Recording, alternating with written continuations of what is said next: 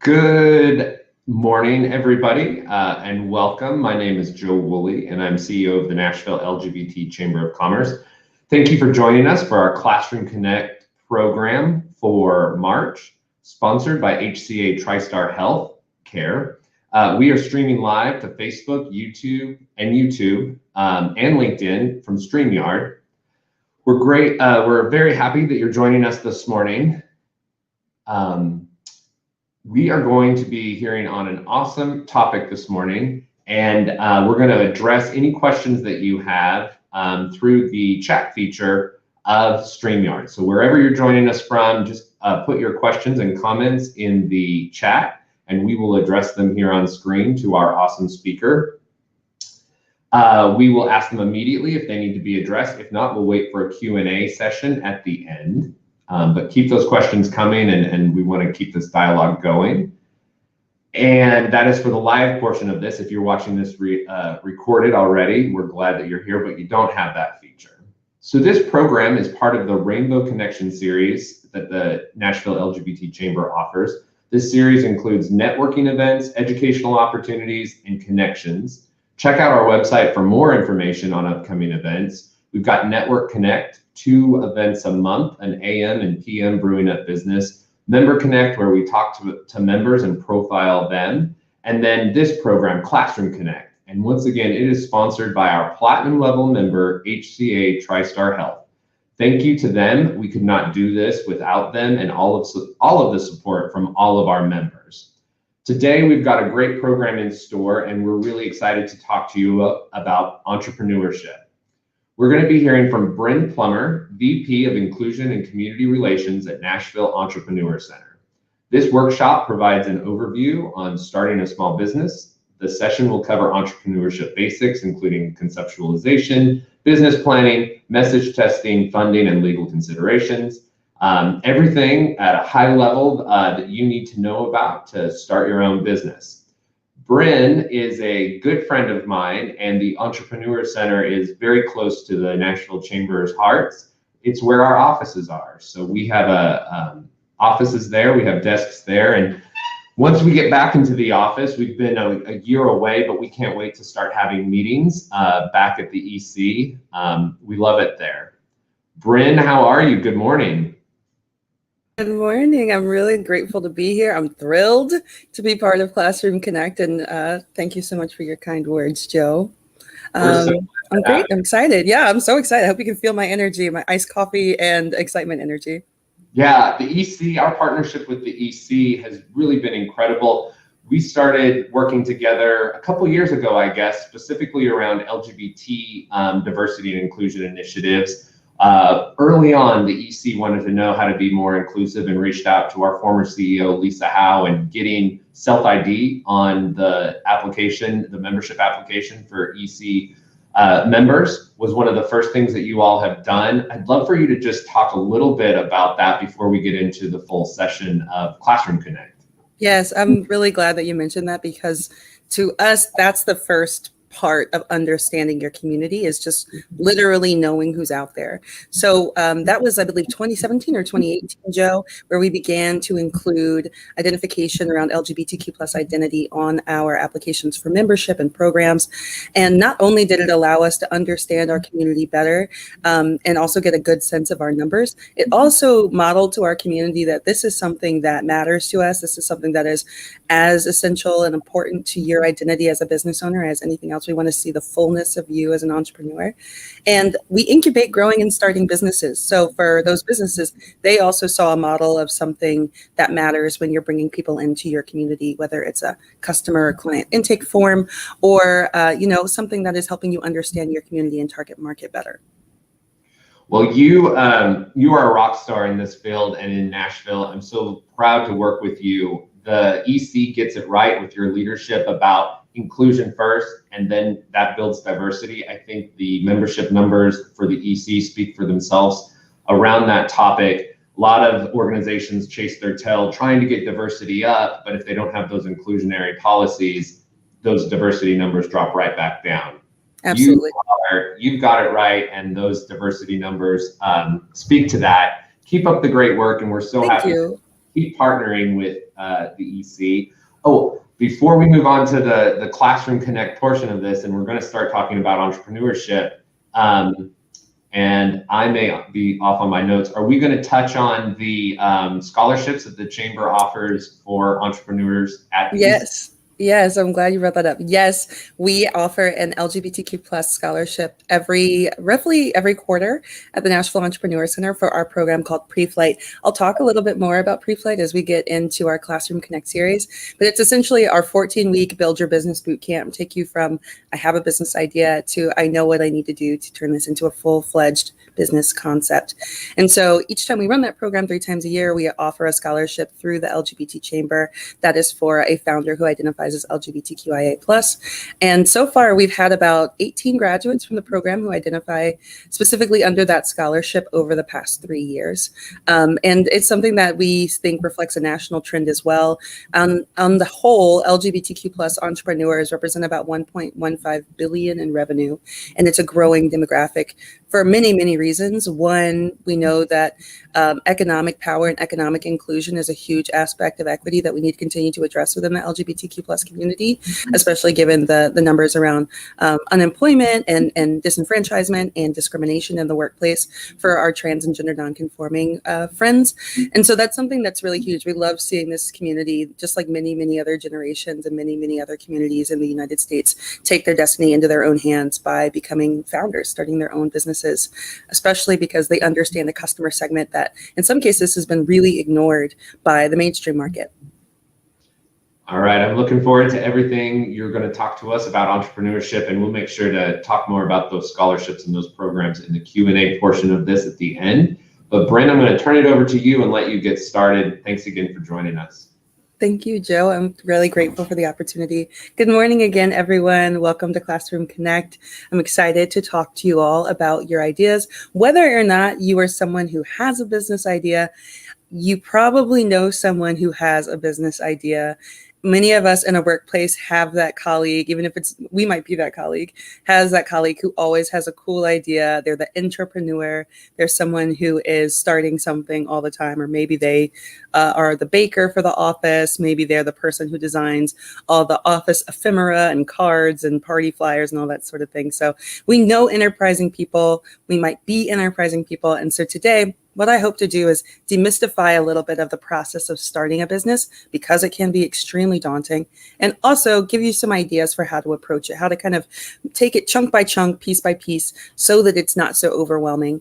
I think one of the great misconceptions that we often see for entrepreneurs is that they feel like they have to have all the answers in order to start, and you don't. You really don't. Every entrepreneur who's been successful will tell you they understood maybe 2 or 3 things that felt really important, but the rest they learned over time. So we're here to support you as you go through that, no matter where you are in your journey. And I hope today we can answer some concrete questions and some strategic questions about starting a business. So Lauren, let's go ahead to that. Oh, I guess I should say, I'm Brynn Plummer. Joe introduced me, but I'll say I'm Brynn Plummer. Feel free to call me Brynn. My pronouns are she, her, and hers. And I'm excited to talk to you all today. So please feel free to regard me as Brynn in my first name.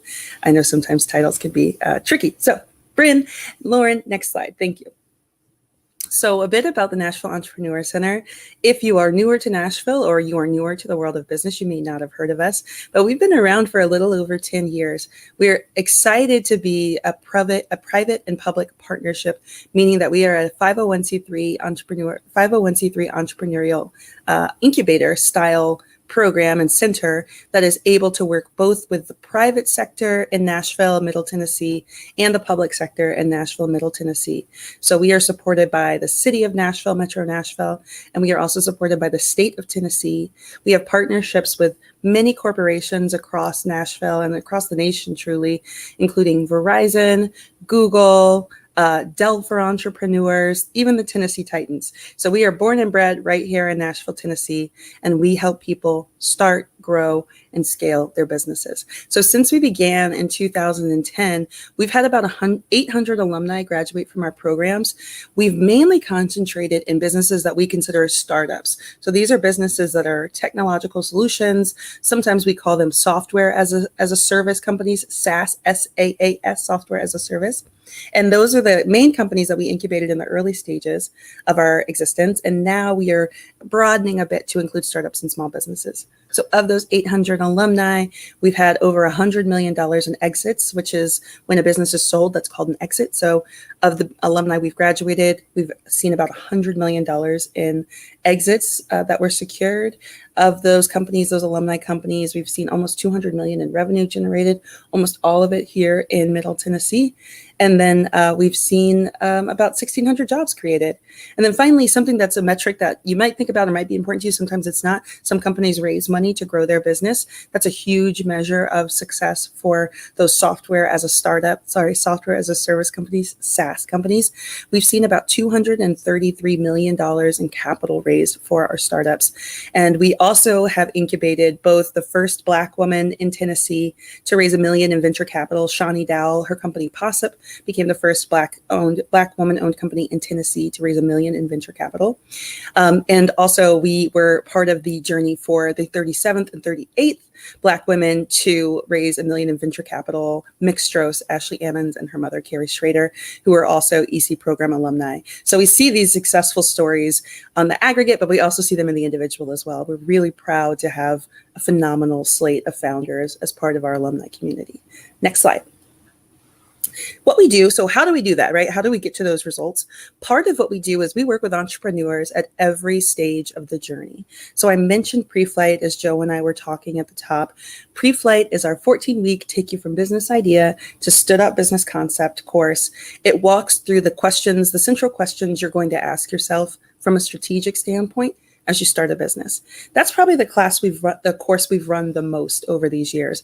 I want to say we've graduated about 400 to 500 entrepreneurs from pre-flight over the year, including some companies that you might well know: Sip Coffee, New Frontier Tiny Homes, Possip, as I mentioned earlier, a number of companies that call Nashville home, and some of the more exciting companies here in Nashville. We also have a program called Twin Day. That's a Kiswahili word that means let's go. And that is for entrepreneurs who are between pre-flight and a stood up, like a really successful company. Usually those companies have between about 10K and 50K in annual revenue. And it is specifically for founders of color who have existing businesses that they want to scale to be really big. So that is a program that we've had for about 2 years. We've had 11 people graduate from the program. And this year we have 30 companies in Twin Day. We also, I'm going to skip the next one. And then the one right after this, Twin Flight, will make total sense. In-Flight is our program for companies that are 50K and above that are local to Nashville. So these are our Nashville local companies that have 50,000 or more in revenue who are trying to grow to potentially $1 million in revenue or more. We work with those companies on a lot of different things that come up when you've got a business that's growing quickly. So how do you scale your staff? How do you make your staff understand the core of the business and the business identity as you grow your team? We talk a lot about your valuation strategy. So how much do you know about how your business is valued if you want to sell your business one day or you want to bring in investors? We talk a lot about how to talk to investors at that stage, because often companies in in-flight are looking for investors. How do you make what you're doing attractive to a potential investor? And how do you structure your investment benefits so that you are being really savvy? So Twin Flight then is a combination of Twin Day and In-Flight, and it's for companies that are kind of between Twin Day and In-Flight. Some of them are minority owned, some of them are not minority owned. So it's sort of at that launch stage. Those are so we think of those as sort of our early stage business supports. They really think a lot about your business structure, making sure your core business idea makes sense. A lot of information on marketing. And in each of those programs, we focus tremendously on advisorship. So we have an advisor base of about 300 volunteer advisors. Many of them are CEOs themselves, people who've built and sold companies. Sometimes they're in the C-suite of different enterprises that could potentially pilot some of the startups that come through. We focus a lot on putting people one-to-one with people who can help them solve very specific and unique problems within their business. We also focus a ton, as you can see in those bubbles there. So the connections with advisors matter matter a lot. The coaching that you get from advisors matter a lot. The curriculum that we do in those courses matter a lot. But overall, it's the community and the sense of celebration of what you're doing that the programming offers. So in your cohort of, say, 30 companies, you're all seeing each other growing, you're watching each other go through these milestones, you're supporting each other as you go through those milestones. Those are our early stage programs. Later stage, focus on two of the biggest industries here in Nashville, one being healthcare and the other being music and entertainment. So Project Music and Entertainment has been around for 5 years here in Nashville, and it focuses on growing those technological innovations within the music and entertainment industry. We've recently added entertainment because, as many of you know who've been here, Nashville has become this unbelievably active sports city. So innovations that help the concert experience be better, innovations that help the sporting experience be better. So if you go into the stadium, you make sure that you are having the Titans want to make sure you have a really great experience and come back and buy tickets and really enjoy your fandom. We're working on innovations in that space as well. So we incubate businesses that have music and entertainment solutions that innovate those worlds. And then in healthcare, we're looking for the biggest companies, the next biggest companies that help innovate the world of healthcare, whether it is the customer, client, patient experience, or the way that healthcare companies are delivering their care to their customer. So a couple companies in there that I'm really excited about right now. We have a company called Leda Health, and they are developing a self-service sexual assault kit that would enable people to take care and monitor their own care following the incidents of sexual assault, which we know is a horrible thing that we are actively trying to root out in society. But one of the biggest issues that we see when post-incident is people reporting and getting really quality service and care and something that is really holistic for them after that experience. So they have piloted this new technology that would enable people to self-service themselves in the event of that sort of incident, which would increase reporting and increase also the collection of evidence, which would lead to, of course, better rates of I shouldn't say incarceration, but better rates of justice being served to people who are victims. Another company that's really exciting there is a company called Healing Innovations that was founded here, and they are a device company. They have figured out technologies that assist people with musculoskeletal injuries who are trying to relearn how to walk. So they have patented technology that is now out in 3 hospitals that are being piloted across the US. So lots of innovations in healthcare. As many of you may or may not know, Nashville is the healthcare capital of the world. So we're really proud to be part of not just these companies' journey, but part of Nashville's identity as a healthcare destination and a healthcare innovator in the world.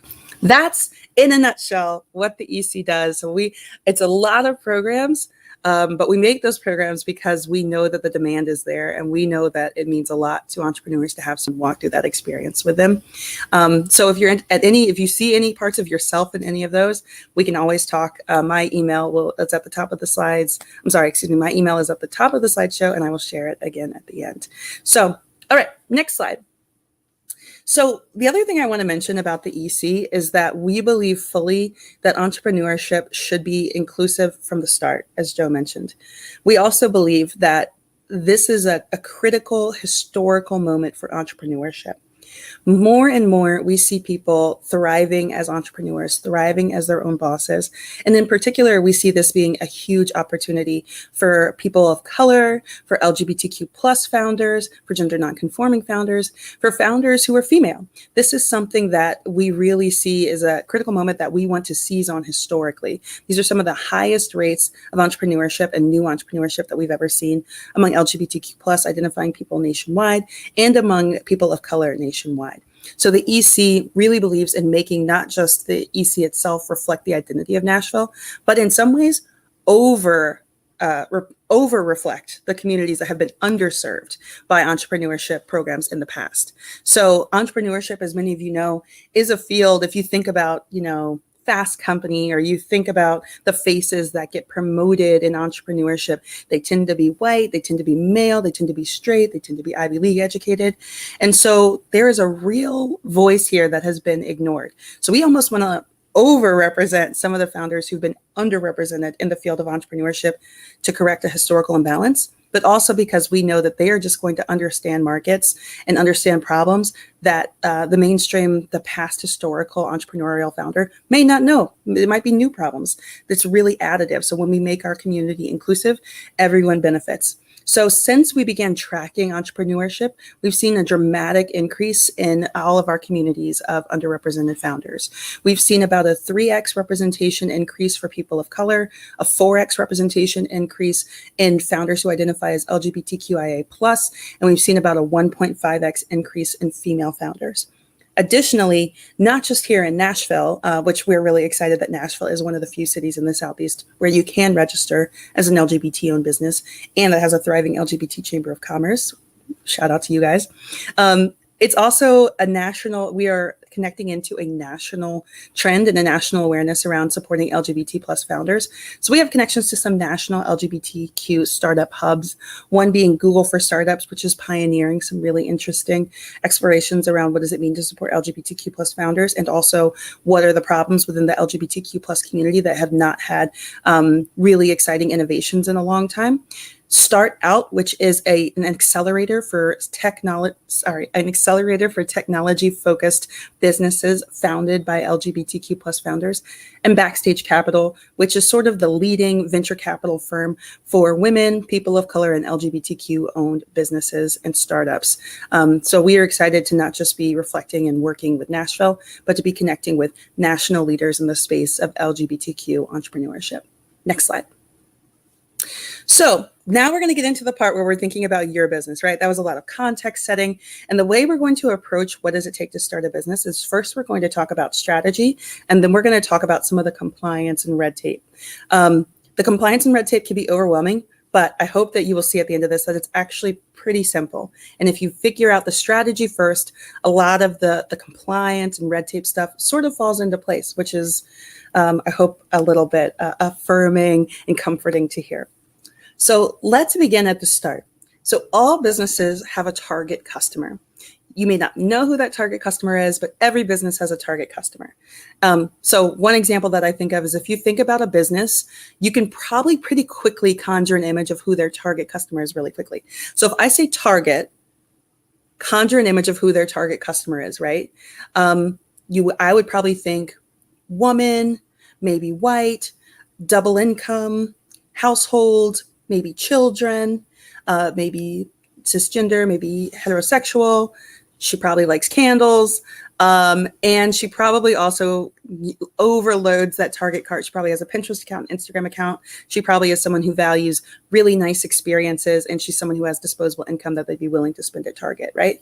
If I say Best Buy, you probably have someone in mind. If I say Dick's Sporting Goods, you probably have someone in mind. Every business has a target customer, and they work really hard to understand where their target customer is spending their time, be it online or in real life. They work really hard to understand the problems that that customer faces that they can solve. So you have this target customer, and that target customer has a problem. Next slide. Now, one of the things that a business must do in order to be successful is solve that customer's problem. So let's go back to that target customer. And I hope you don't mind that I'm being very on the nose by using target in this example through this presentation, but target just makes sense here. So let's say that the problem the person has is that they're having a really hard time finding sheets that reflect the style that they really like, finding decor that represents the style that they like, and a price point that they can justify. They want something bohemian, they want something cool, they really like, the jungalow aesthetic, but the prices that they see for those pieces seem really out of reach. They also want to be continually inspired by the things that they could add to their home that make their home feel sort of like this escape, this lush tropical place. So they have this unique problem. So the business has to have a unique solution to that problem. So in this case, the unique solution to that problem is Target's Opal House line, or Target's Hearth and Home line. These are specific products that cater to this customer who has this problem of, I want a really lush and expensive looking and feeling home, but I don't want to spend that much money on it. And I also want to be inspired by the things that I bring into my house.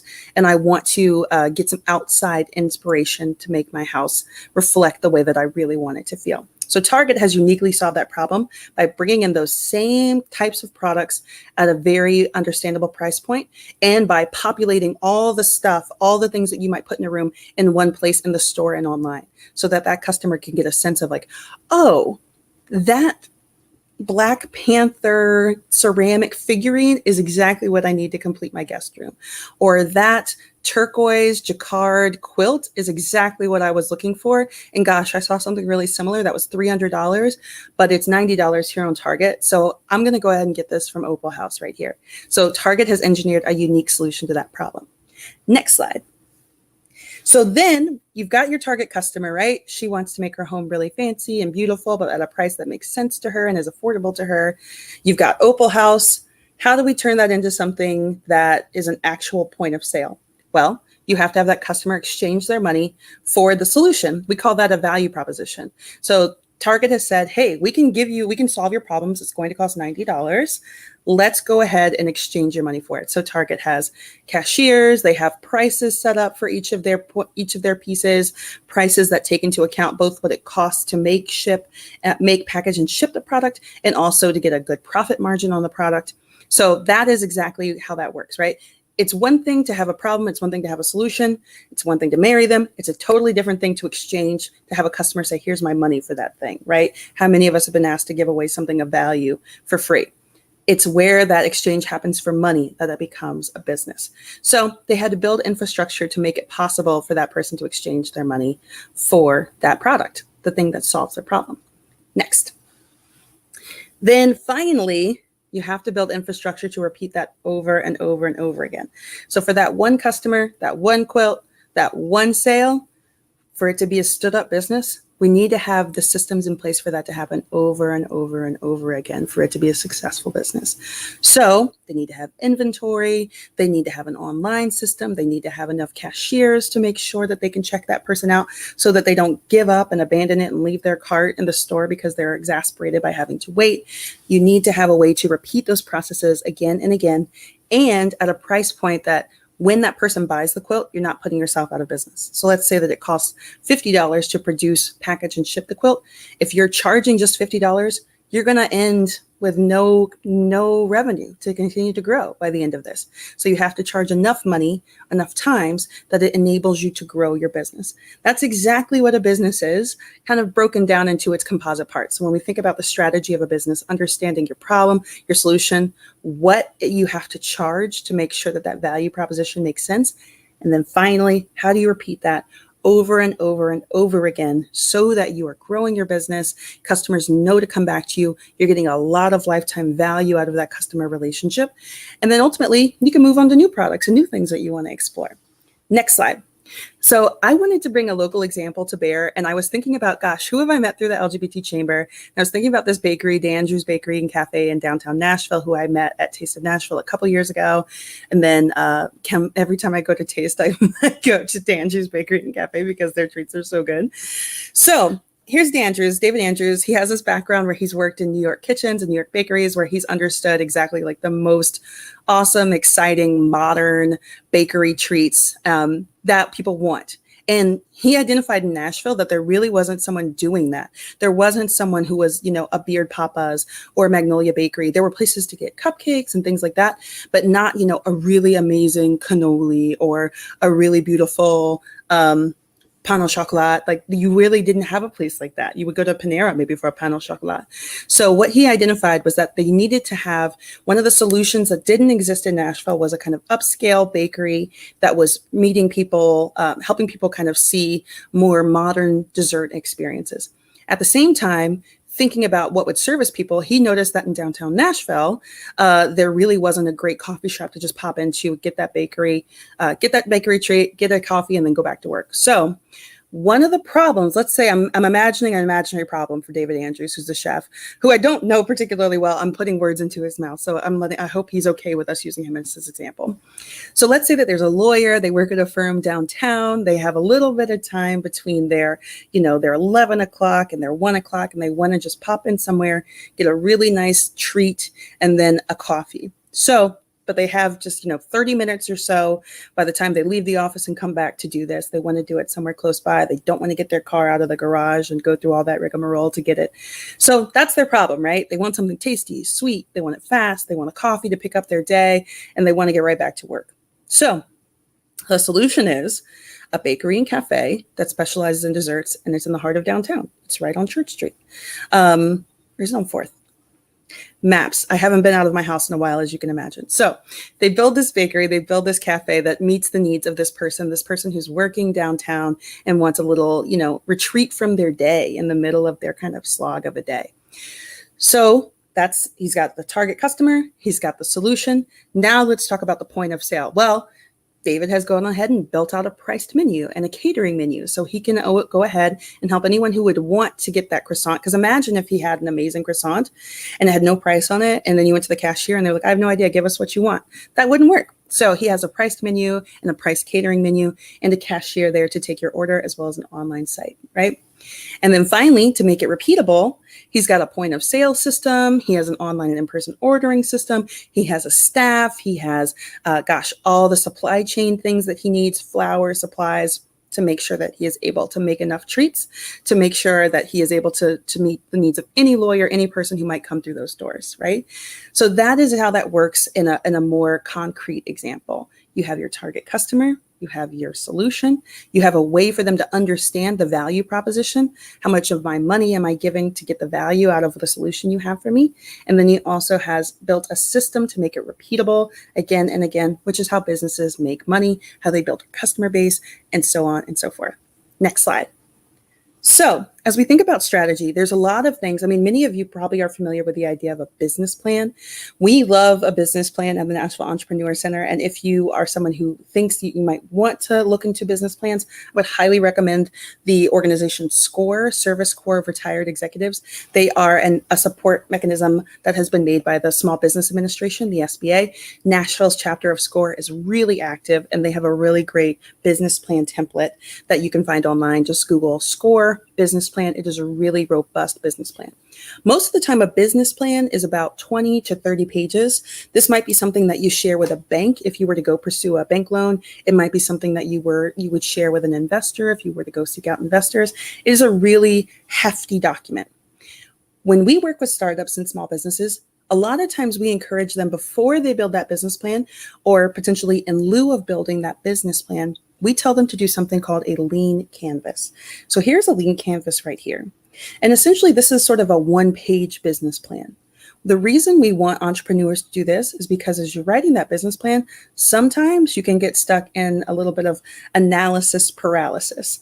And sometimes your business is growing so quickly, or your business, particularly with technology startups, your business is growing so unexpectedly that the time it would take for you to make changes to that 20 or 30 page business plan, by the time you've done that, you've already gone on to a new customer segment, particularly if you're going to develop a bunch of new products. So this is a tool called the Lean Canvas. So as you can see, there's a little dotted line down the center of that Lean Canvas. On the left side, that's where we tend to think about the product. This is everything we need to know about the product. On the right side, this is everything we need to know about the market. Because of course, products are amazing. If they don't fit with what the market wants, then unfortunately, they don't really have a ton of value.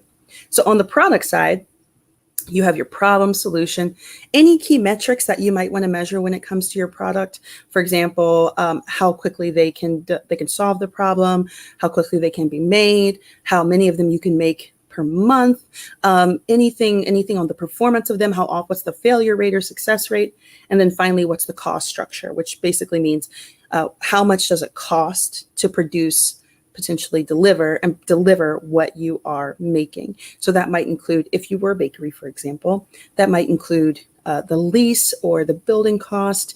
It might include the electricity and energy bills. It might include the supplies for the baking. It might include the staff for the baking. It might include any delivery and packaging costs. So putting all those things, making sure you understand the full picture of what it actually costs. Because yes, we're going to charge $4.95 for that croissant, but we need to understand really clearly what it costs to actually make that croissant. It might vary from day to day. It might vary from week to week even, but it's something we want to understand because our prices have to be based on something, and our prices are based on the cost of our products, not just what people will pay for it, but the cost of what the product takes to make. That's on the left side of this lean canvas. On the right side, we have the market. So as you know, every product exists in a market. For example, if we think back to Target, they exist in a market where a customer has a lot of choices now that they may not have had before. We know that the department store is kind of a thing of the past, but Target is at one point would have competed with a Sears, a Macy's, a Dillard's, and so on and so forth. Now they're competing more with, as you can imagine, the Amazons of the world. They're competing with Walmart. They're competing potentially with locally owned small businesses as they move more and more into the home goods space. They're competing with different kinds of businesses. So that's the market that they exist in. Some markets are more crowded than others, right? If we are a consumer goods company, which is what we call anyone who's making a product that's going to go directly to a consumer, and usually it's a hard, tangible good. For example, this icebreakers that I have, that's a consumer good.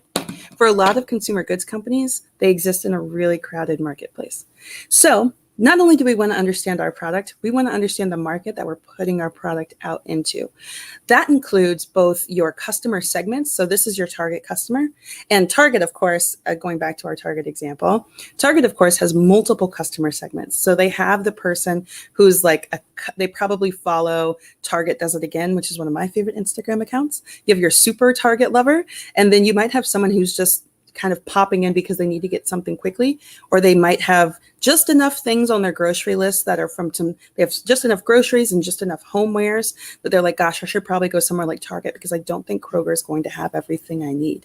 So understanding your customer segments, most companies have 2 or 3 customer segments, if not many, many more. Then you want to understand what is the unfair advantage that you have as the company. So for going back to the DeAndrews example, David had this unique experience working in New York City bakeries. That was something that made him really competitive when it came to the dessert landscape here in Nashville, because that wasn't something that existed too much in the bakery space in Nashville. We have quite a few chefs that have experiences in New York style kitchens and New York kitchens, but we don't have a lot of bakeries that have that expertise and that knowledge. So that was his unfair advantage. Sometimes a company could have an unfair advantage in the way that their product isn't something that's easily replicable, or they might even have a patent on the product. You also want to understand your channel. So how are you marketing and talking about your problem and solution, and then also your revenue streams. So in addition to the point of sale, right, selling that croissant one-on-one to a customer, that's one revenue stream, that direct to consumer, someone coming into the store to buy it. They might also have DoorDash, so getting revenue streams from DoorDash and understanding what percentage of that sale comes to you versus what goes to DoorDash. They might also have online catering orders. So that is a big part of potentially getting more money for the point of sale, because it's a single point of sale, but you're selling in bulk. Understanding all these different ways that your business is bringing money in.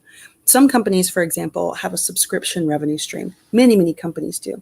Many of the technologies that we use have a subscription model, or sometimes we call that freemium. So if you have an app that's free to buy, but to get the optimum features, the premium features on that app, you need to pay a certain amount of money per month to get those freemium features, right? And then at the middle of all of this is your unique value proposition. Sometimes we call this the underlying magic of your company. This is something that exists both at the product space and in the market space. So there's something about your business that explains the underlying magic of why people come to you, why people come to this business as opposed to going to a competitor, that exists because it could be the product, it could be you and your background as a founder, and it could be just the unique solution that it offers within the marketplace. So it's sort of a combination of all of those. Next slide. So here's an example from Google. It's a little tricky to see, but I encourage you to take a peek at it. So a couple of the things that I just want to point out about this is something that businesses, no matter their size, do, which is part of why I think showing Google is really important. So Google, this is one of their early ones that they used, probably, I want to say it was like 2002 that this example is from. So their problem was that people were getting a lot of irrelevant search results, or they were not getting search results that were really meaningful. And this was, think back to Ask Jeeves. Their existing competitors at the time were Alta Vista, Yahoo, Internet Explorer, and Excite. They had what at the time felt like a lot of competition. Like, think about how overwhelmingly Yahoo had dominated that space. If it was 2003, Yahoo was your homepage. Yahoo was where you got your news, usually celebrity news. Yahoo was the heart of it. And Google said, we're going to go after them because they're not delivering as relevant as search results. They're not streamlining it. They're not making it as easy for their customers to get to what they want to find out. So their solution was a technology that would allow users to search and find relevant content. That was a big part of their thesis. They were like, yeah, Yahoo is going to aggregate all this other stuff, right? Yahoo has a search engine, but it's kind of buried on this page of mail, celebrity news, stock news, so on and so forth. Let's streamline it because people are going to come to Google to get the answer to a question that feels pressing for them. So let's make that the center of what we do. And if they want other stuff, they can click, we can have a little drop down and they'll figure out that other stuff. That was their unique value proposition. Customers only wanted to find what they were looking for and they wanted to find it fast. They didn't want to sift through a bunch of pop-ups and kind of immediate and instant flash players. They wanted to get to those results really quickly. And their revenue streams were really straightforward. They didn't want to charge anything of the customer. They wanted to use investment as a way to grow their revenue streams and advertising revenue, which to this day is how Google makes money. They make most of their money through advertising revenue and Google ad sales. So there you have it. And if you are interested in seeing more lean canvases, there's so many examples of these on the internet and they're so fascinating. Google said that their customer segment was all web users. And lo and behold, they claimed that corner of the internet because I think all of us probably use Google at least once a day, if not multiple times a day. So I highly encourage you, if you're just curious, look up Lean Canvas Uber, Lean Canvas Canva, and you can usually find these pretty quickly. Next slide. So just to leave you with a couple tools that I think can help you with strategy, because this is the heart of figuring out your business, truly. I mean, we'll get to the red tape in just one second, but the strategy is the heart of a business that stays and a business that lasts. Social media is probably the great equalizer out there in terms of helping people understand their business strategy. There are some really great people that I recommend. There's people that kind of specialize in the motivational kind of grind culture, hustle culture that we see really prevalently on social media right now. There's people who specialize in that. We tend to recommend people who are delivering value more so than quotables. Again, no shade to that group of people, but we find that entrepreneurs don't have a lot of time and they certainly don't have a lot of money. So we want to make sure that they're getting to the most valuable people on the internet quickly. So Guy Kawasaki is someone that we really love. He has a 10-slide startup pitch deck that has sort of become the gold standard for pitch decks for startups. Arlen Hamilton, she's the founder of Backstage Capital. She's an LGBTQ plus Black woman who identified this huge issue in the world of venture capital that they were not readily investing in underrepresented founders and started her own investment firm and venture firm that explicitly invests in Black-owned, Latinx-owned, LGBTQ-owned, and woman-owned startups. Donald Miller, he's the founder of a company called StoryBrand. If you're someone who finds marketing kind of overwhelming or marketing really confusing, I highly recommend checking out Donald. Or if that is daunting to you, you're like, I'd love to start a business, but I find marketing super overwhelming. Donald breaks it down in a way that's really clear, and I highly recommend checking out some of their tools. And then some websites that I would recommend. HubSpot, they are a constituent and customer relationship management database. That's how they make most of their money. But they also have a lot of free resources that are very valuable to founders. For example, they have a financial calculator spreadsheet that is really valuable. They have lots of free templates that you can use to start your business. And they also just have a lot of blog posts that demystify the whole startup and small business scene. And whether or not you're starting something that you think could be a $1 billion business or something that just feels like a small business where you want to turn your side hustle into something that is stood up and feels more legitimate for you and is a repeatable and standard way to bring extra income to your home, I really recommend HubSpot. They have great tools and a lot of free resources. And for many small businesses, you could actually use their constituent and customer relationship management software for free. SlideBean, which I know is kind of a goofy name, is a startup that I really espouse to people who are trying to just really learn a lot of the words. For me, for example, I'll speak for myself. I did not have a background in entrepreneurship at all before I came to the Nashville Entrepreneur Center in 2018. My background was primarily in education. So when I came to entrepreneurship, there were just acronyms and jargon flying at me, and it was so overwhelming. For example, one that I heard all the time was MVP, which for most of us, who aren't entrepreneurs, we think of most valuable player, right?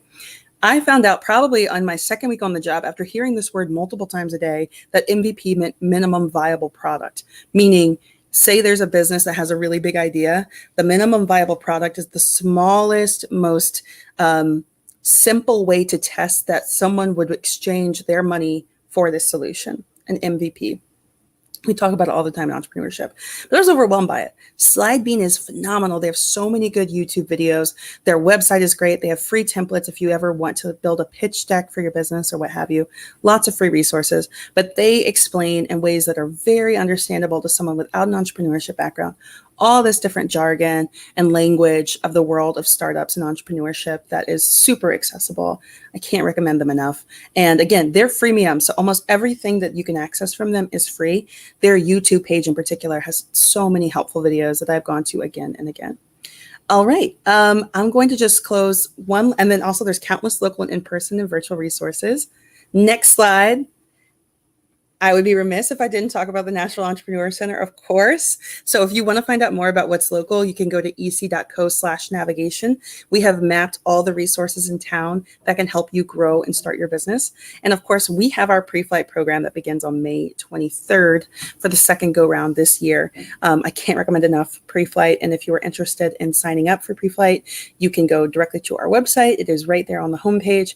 Or you can also, and if you do that and you're interested in pursuing a full price scholarship to go through the program, you can also apply for the scholarship there. It takes about 20 minutes, if that, to apply for the scholarship. And then the last slide, I just want to get into, I know this is probably the part of your business that if you're thinking about starting a business, feels the most overwhelming and just like, gosh, how do we even do that? That's unbelievable. Why is this so confusing? Honestly, start with a strategy and a lot of this stuff will fall into place. And a lot of things on here you can't even do until you get some customers paying for what you're doing, right? So name and logo and trademark. Your name and logo and trademark. If applicable, you don't always need a trademark. That feels really obvious, right? A web domain, before you pay a bunch of money for a web domain, just know there's a lot of free places right now because of the pandemic that are offering free web domains.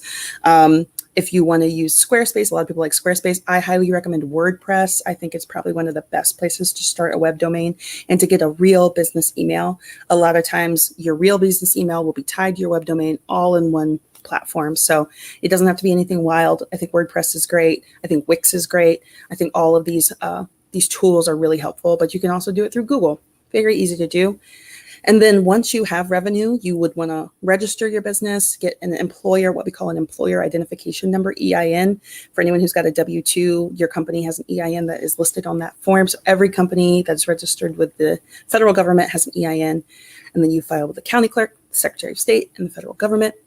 And then you have something called Articles of Incorporation, which honestly, you can just Google. They're a pretty standard legal form. And if you want someone to look over it with you, we can connect you to an advisor at the EC. You can do that.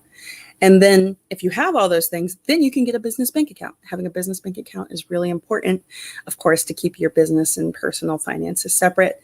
But I hope that that's clear that the strategy stuff is where you should spend your time. This stuff can happen really quickly once you figure out exactly who your business is, who it serves, and why it exists, right? Okay, that is the end of what I have to share. I am ready to hear any questions that people might have.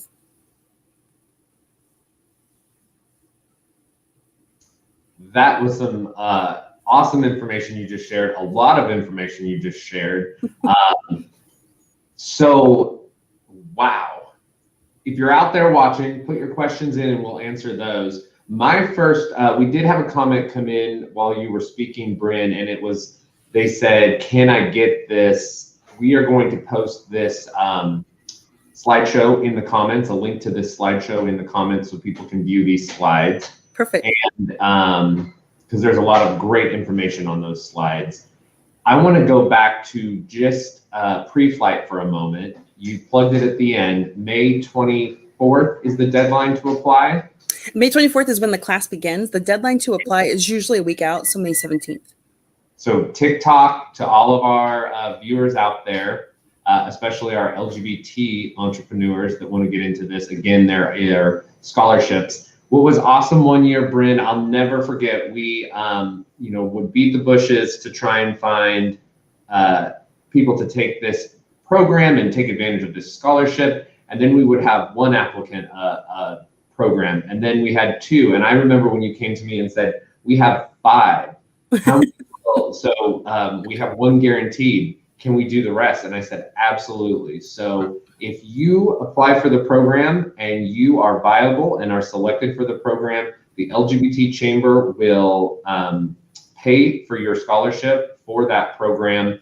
We also have had our first people go through in-flight, and we have paid that scholarship as well. We're waiting for others to get into those other programs, and we'll pay for those as well. We love to support our members and our community going through this. So any professional development scholarships, we're there for.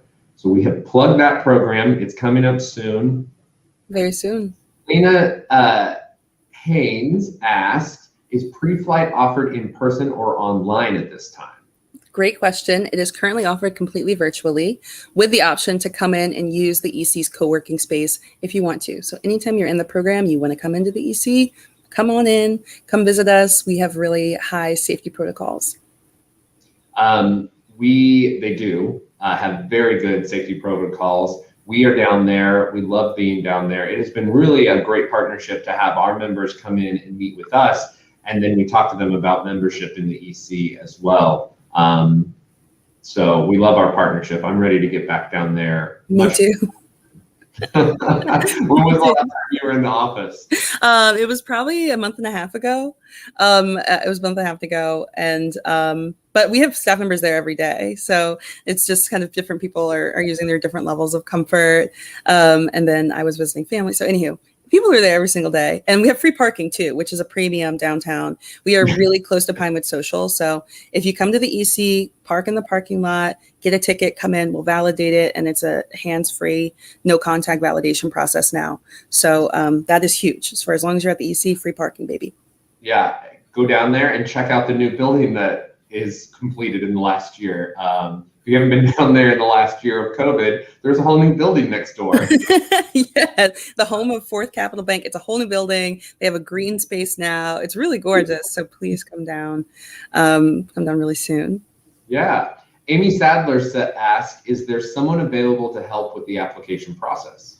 Yes, I can help you with the application process. So if you go to ec.co/preflight, there's actually a little box there that says book time with Brynn, so you can book time with me, and I'll just kind of walk you through the questions. But we've intentionally made it so that it's easy for someone to fill out really quickly. It's going to ask you, gosh, what's your name? Where are you in the process of starting your business? It's very common and normal and good for you to say it's just an idea. And then we'll ask you to describe your business in 150 to 200 words. What's the thing you want to do? So we've tried to make it we don't use any jargon. We don't expect you to know any jargon. It's really more about people that we want to get to know and incubate a relationship with via the program. That's great.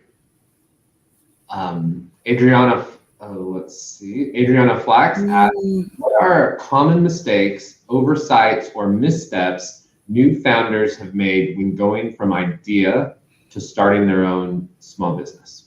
I love that question because every founder will tell you that they had a mistake that was pivotal for them. And that mistake was, we believe that failing is a way to learn. Failing is learning. So everyone has mistakes, but one that I see that can be hard for people to overcome is that they fall in love with their product.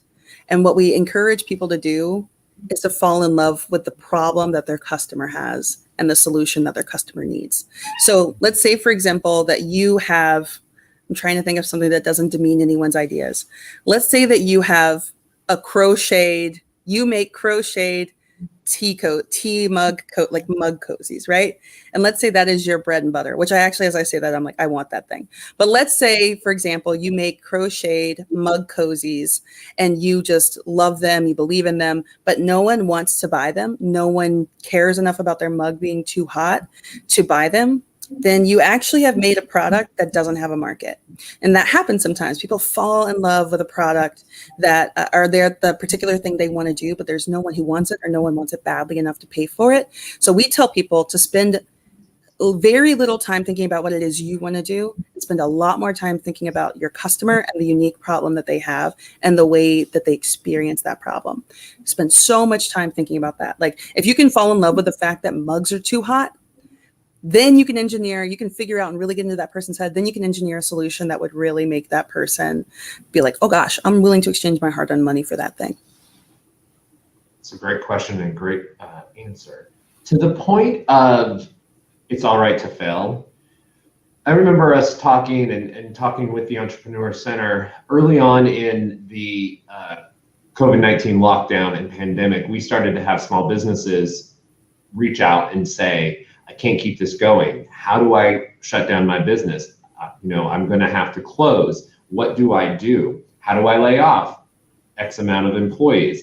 How do I make sure I don't lose my house because my mortgage is tied to my startup loan for my business that I don't have any more customers, coming to? There were so many questions, and it really got me thinking, and I know I reached out to the EC that you guys are there also to help them. Entrepreneurship is 80% failure and 20% success. Yes. There should be programs that we need to connect our members to, and people need to know how to fail successfully and that it's okay and that you can start again. Absolutely. Yes. One of the things that we think about all the time and talk about, again, demystifying this idea that society has put out that an entrepreneur looks one way, and the entrepreneur is always successful. They're 23, they're wearing a hoodie, they dropped out of Harvard and whatever. They did it by themselves. We try to help people understand that, one, the average successful entrepreneur of a business that is $1 million more in revenue is 42 years old. So get rid of this whole 40 under 40, 30 under 30 business. Most of them have failed between 4 and 7 times. So usually they're on the 4th to 7th run of starting a startup. They're people who are in love with starting, and they learn something every time. So that's something that we really want people to understand, is there's no such thing as failing on this front. We also, because of our advisor system, our 300 or so advisors, we believe really deeply, and there's not going to be a uniform solution to almost any business problem. So we believe in matching people with people who've been there. So if we had multiple businesses come to us and say, I think I need to liquidate. And luckily, we had advisors in our database who not only had liquidated businesses in the past, some of them had, structured legal agreements in the past around liquidation. Some of them had worked on the financials of that. Many of them we had social media strategists who specialized in helping people write copy for how to talk about a business going out of business in a way that acknowledged the beauty of having customers who believed in them, and also acknowledged the pain of the moment, but also said, how do we come out of this in a way that's meaningful? So we have this bank of advisors who are here truly to support you through every step of a business, whether it's starting it or closing it with grace, and in a way that preserves your sanity. Goodness, because it's really hard. Your business is everything at certain points in the growth of the business. So that's huge. Well, it's much appreciated for our members and for the community in general. The EC is such a treasure, and I'm so glad that you guys are there. To hit on that point that it's not all white college boys in hoodies that are entrepreneurs. I think we can close where we opened with. That is very true at the Entrepreneur Center, and you continue to go in and see more and more diverse, in the big diverse sense, of members that are down there, and that is in large part to you, Brynn Plummer, and your incredible work around diversity and inclusion. Thank you for joining us today and for all the work that the Entrepreneur Center is doing. I look forward to seeing you down there soon, and we'll continue this partnership that we have with the EC and continue our support of small business members around and entrepreneurs around the city and the state. So thank you for joining us again, Brynn. Big round of applause. Thank you all. I so appreciate the opportunity to speak with you all and to be part of the LGBT Chamber community. Y'all have been phenomenal partners to the EC and just good people to know. I'm really glad I get to be in a city with a chamber like this. It's great to see you, and we'll see you soon. Thanks again. Thank you all for joining us. This wraps up our March Classroom Connect, sponsored by HCA TriStar Health, our sponsors for this program. Again, thank you to them. We could not do this without them. Next month, join us for Classroom Connect next month. Jake Martino is going to be talking about transgender inclusion and transgender information. It's going to be a great classroom connect, very timely on this very important topic that we all need to learn more about and educate ourselves about. And join us for that. Don't miss it. With that, we'll close. We hope you have a great day, and we'll see you at the next Connect event for the Chamber. If it's a Thursday, there's an event going on. We'll see you soon.